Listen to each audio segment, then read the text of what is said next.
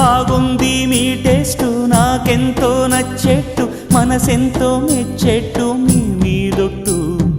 అందుకే నే దిగి వచ్చా వంచని నా తల వంచ స్నేహ భావమా